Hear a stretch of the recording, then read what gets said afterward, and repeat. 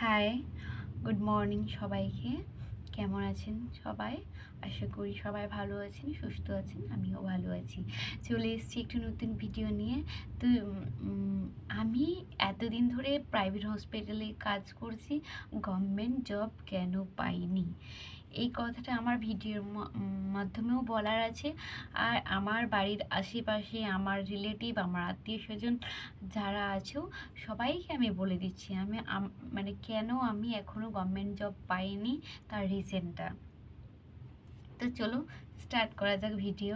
প্রথমে বলে রাখি, আমি যখন নতুন ব্যাঙ্গালোর থেকে পাস আউট হয়ে এসেছি, আমি জানতাম না কিভাবে ওখান থেকে রেজিস্ট্রেশন ও ব্যাঙ্গালোর যে কর্ণাটক বোর্ড আছে ওই বোর্ড থেকে রেজিস্ট্রেশন প্রথমে নিতে হয়, ওখানে নাম লেখাতে হয়, ওয়েটে মানে ওয়েট করতে হয়, ওয়েট করে গিয়ে ক্লিয়ারেন্স সব কিছু নিয়ে গিয়ে ওখান থেকে রেজিস্ট্রেশন নিয়ে আসতে হয়। তো আমরা তো যখন কলেজ কমপ্লিট হয়েছে আমরা ফট করে এসে পড়েছি, কলেজ থেকে ক্লিয়ারেন্স কিছু দেয়নি। যখন ক্লিয়ারেন্স দেবে আমাদেরকে বলেছিল, তারপর আমাদেরকে যেতে বলেছিল। তো আমরা চলে এসেছি এখানে। আমি এসে জবে জয়েন করে গেছি, অলরেডি আমি জব করছি। আমাদের যে মানে প্রভিশনাল ডকুমেন্টস ওগুলো দেয়া হয়েছিল। আর মানে আমরা যে কাজ করতে পারি, আমাদের যে রেজিস্ট্রেশন নাম্বার, এগুলো সব কিছু দেওয়া হয়েছিল যে যাতে আমরা একটা হসপিটালে এসে জবটা করতে পারি। তো ওই ব্যাস, তারপরে বলছি। তারপরে আমরা কত 8-9 মাস, প্রায় 1 বছর লেগে গেছে আমাদের কলেজ থেকে। আমরা যে বছর পাস আউট হয়ে এসেছি তার পরের বছর আমাদেরকে ডাকিয়েছে। মার্চ মানে অক্টোবর না নভেম্বরে এসেছি, মার্চের দিকে ডেকেছে আমাদের কলেজ থেকে যে ক্লিয়ারেন্স দিয়ে দেওয়া হচ্ছে, তোমরা তোমাদের রেজিস্ট্রেশন এক্সচেঞ্জ করিয়ে নাও কর্ণাটক বোর্ড থেকে। যে যার বোর্ড, যার যা বোর্ড ওই আর কি, ওই হিসাবে। তারপরে প্রায় কিছু ছেলেমেয়ে আমাদের ব্যাচ থেকে ওরা গিয়েছে, রেজিস্ট্রেশন নিয়ে এসছে, ওরা ওদেরগুলো করে নিয়ে এসছে। আর আমি যেহেতু মানে আমরা কয়েকজন যেহেতু স্পেশালি আমি অন্যদের কথা বলছি না, আমার কথা বলছি, আমরা দু বোন একসাথে পড়াশোনা করেছিলাম। তার জন্য আমার বাবার টাকার অ্যামাউন্টটা খুব বেশি হয়ে গেছিলো, যার কারণে আমরা দিতে পারিনি। তো আমি কি করেছিলাম, আমি কিছুদিন মানে রেজিস্ট্রেশন আমার কলেজে টাকা পেন্ডিং থেকে গেছিলো, এই জন্য আমি অরিজিনাল ডকুমেন্টসগুলো পাইনি। তো আমাকে আগে কলেজে টাকা পে করে অরিজিনাল রেজিস্ট্রেশন ডকুমেন্টসগুলো নিতে হবে, তারপর এক্সট্রা আবার রেজিস্ট্রেশন করানোর জন্য আলাদা টাকা, ওটা আমাকে করাতে হবে। তো যার কারণে আমি একটু লেট করেছিলাম আমাদের কলেজে যেতে। তো সবাই আস্তে আস্তে নিয়ে এসছে। আমি গিয়েছিলাম মার্চে, এরকম ডেকেছিলাম, আমি গিয়েছি জুলাই আগস্ট এরকম টাইমে। তারপরে কলেজে টাকা ক্লিয়ার করি, যে টাকাটা আমার পেন্ডিং ছিল। জানেনই তো সবাই যারা প্রাইভেট কলেজে বা ইনস্টিটিউটে পড়াশোনা করো, টাকা পেন্ডিং থাকলে তোমাকে ক্লিয়ারেন্স কখনোই দেবে না। তারপরে আমার টাকা আমি কমপ্লিট করি, কলেজ থেকে ডকুমেন্টস নিই। তারপরে কেএমসি মানে কর্ণাটকা বোর্ডে যাই, ওখান থেকে আমার রেজিস্ট্রেশন ক্লিয়ার করি, মানে ওখানে রেজিস্ট্রেশনটা নিয়ে আমার ওয়েস্ট বেঙ্গলে বোর্ডে রেজিস্টার করতে হবে। তো এইসব একটা থাকে, যারা ওখান থেকে পড়ে এসছে বা আদার স্টেট থেকে নার্সিং পড়ে এসছে তারা আশা করছি সবটাই বুঝতে পারছো। তো এই আর কি। তারপর আমার এখানে আমি কিভাবে রেজিস্ট্রেশন করবো ওয়েস্ট বেঙ্গল বোর্ডে, আমি এটাও জানতাম না। আমি কর্ণাটকা বোর্ড থেকে রেজিস্ট্রেশন নিয়ে এসে আমি রেখে দিয়েছি আরামসে, আমি এবার ডিউটি করছি ব্যাস। তারপর কিছুদিন আস্তে আস্তে জানতে পারে মানে ওই করতে করতে আমার কি হয়ে গেছে, প্রসেসিংটা লং হয়ে গেছে, বুঝতে পারছেন? আর যারা যেমন মানে ছেলেদের মধ্যে আমাদের অনেকেই জব পেয়ে গেছে আমাদের ওয়েস্ট বেঙ্গল বোর্ডে। আর আমার বন্ধু বান্ধব রিলেটেড ওই টাইমে যারা পাশ করেছে, যারা ওয়েস্ট বেঙ্গলে পড়েছে বা আদার স্টেটে পড়েছে, অনেকেই চাকরি পেয়ে গেছে। কেন পেয়ে গেছে ওটা তো বুঝতেই পারছেন, আমি আমার প্রসেসটা অনেকটা লং করে দিয়েছি, তো যার কারণে আমার আর হয়নি। তারপরে আমি আস্তে আস্তে রেজিস্ট্রেশন করিয়েছি ওয়েস্ট বেঙ্গল বোর্ডে, মানে জানি ইনফরমেশন নিয়ে কীভাবে কী করতে হয়। প্রথমে আমাদের টাইমেও ছিল, প্রথমে 6 মাস একটা প্রাইভেট হসপিটালে কাজ করে ওই এক্সপিরিয়েন্সটা নিয়ে গিয়ে দেখিয়ে তারপর রেজিস্ট্রেশন করাতে হয় ওয়েস্ট বেঙ্গল বোর্ডে। তো এটাই হচ্ছে প্রসেস। তো 6 মাস আমার এইদিকে কাজ করতে, আমি অলরেডি 6-7 মাস লেট করে দিয়েছি রেজিস্ট্রেশনটা আনতে গিয়ে, আর এখানে এসেও বসে দিয়েছি। রেজিস্ট্রেশন আনার পরে আমি আর রেজিস্টার করিনি ওয়েস্ট বেঙ্গল বোর্ডে, তারপর আস্তে আস্তে করেছি আর কি, টাইম লাগিয়ে।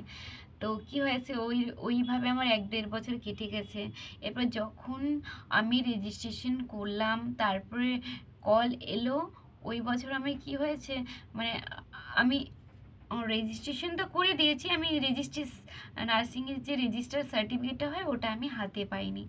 তো আমাকে বলেছিল চলে আসবে, কিন্তু আমার ব্যাড লাক, আমার আসেনি রেজিস্ট্রেশনটা। কারণ ওই সময় রেজিস্ট্রেশন যিনি করেছিলেন আমাদের ওয়েস্ট বেঙ্গলের, উনি লিভে ছিল বা সামথিং এরকম কিছু একটা হয়েছিল। বাট আমাদের টাইম, আমার রেজিস্ট্রেশনটা হতে আমাদের লটে, মানে আমাদের প্লটে যারা আমরা করেছিলাম, আমাদের সবাইকার লেট হয়েছে, সবাইকেই লেট করে দিয়েছে। অন্যরা রেজিস্ট্রেশন 2 মাসের 3 মাসের মধ্যে পেয়ে গেছে, কিন্তু আমরা পাইনি।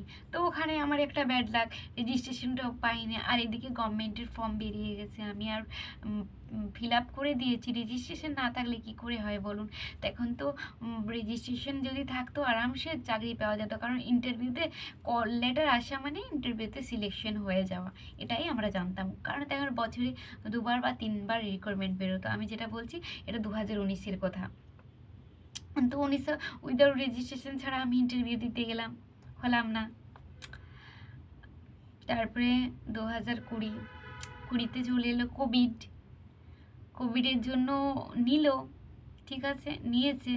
ওই সময় অনেকটা রুল রেগুলেশন চেঞ্জ করে দিয়েছিল, মানে যে হিসাবে আমি পড়াশোনা করেছি বা যে হিসাবে আমি করেছিলাম সেই হিসাবে হয়নি। কারণ আমার এত বছর কাজ করা হয়ে গেছিলো, তখন এর আগে কি হতো, এক্সপিরিয়েন্সটা ম্যাটার করতো। আর আমি যখন কোভিডে আমার রেজিস্ট্রেশন হাতে পেলাম, সব কিছু হাতে পেলাম, তখন কি হলো, এক্সপিরিয়েন্সটা ম্যাটার করলো না, মানে ম্যাটার করে মানে নাম্বারটা কমে গেল। আগে যেটা শুধু এক্সপিরিয়েন্সের জন্য 24, হাইয়েস্ট মার্ক 25 ছিল, এখন সেরকম নেই, এখন 10 এরকম হয়ে গেছে।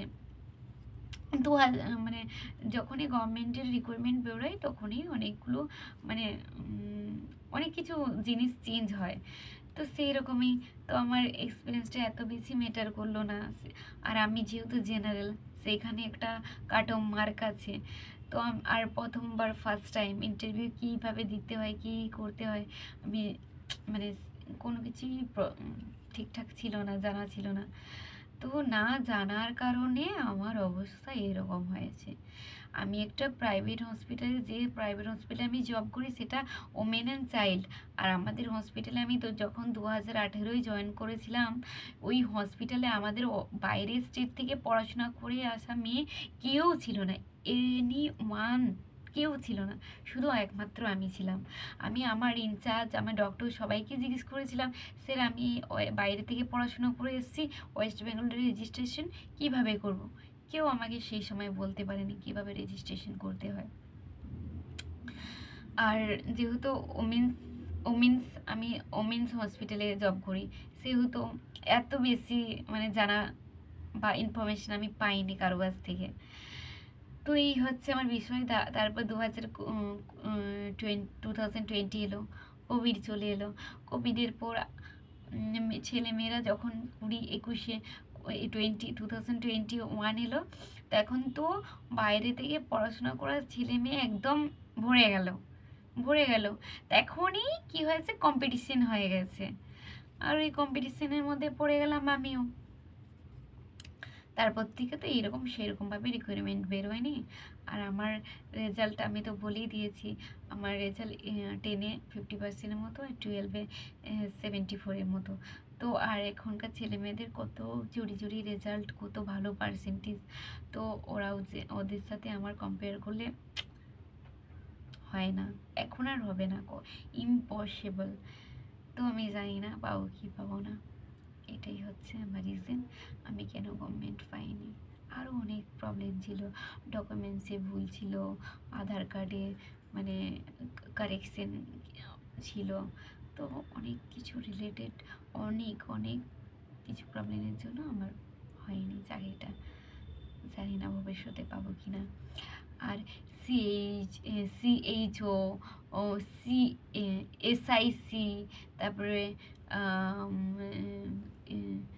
এইমস, আদার্স অনেক কিছু আসছে না, যে কোম্পানি গভর্নমেন্ট রিলেটেড এখন যেগুলো বেরিয়েছে কন্ট্রাকচুয়াল, তো এইগুলো আমি আরেকটা ছোট্ট করে ভিডিও করে তোমাদের সামনে তুলে ধরবো, যে সিইও বা কন্ট্রাকচুয়াল যে বা স্টেট গভর্নমেন্ট, যে সেন্ট্রাল গভর্নমেন্ট, আদার্স অনেক কিছুই তো ভ্যাকেন্সি বেরোয়, ওগুলো আমি কেন ফিল আপ করিনি, ওগুলোরও রিজন আছে আমি কেন ফিল আপ করিনি, সবই বলে দেবো। তো ভিডিওটা ভালো লাগলে একটা শেয়ার করবেন, কমেন্ট করো, লাইক করে দিও ভালো লাগলে। তো টাটা, ততক্ষণ ভালো থাকবেন, সুস্থ থাকবেন, দেখা হচ্ছে আবার একটা ভিডিওতে, নেক্সট ভিডিওতে।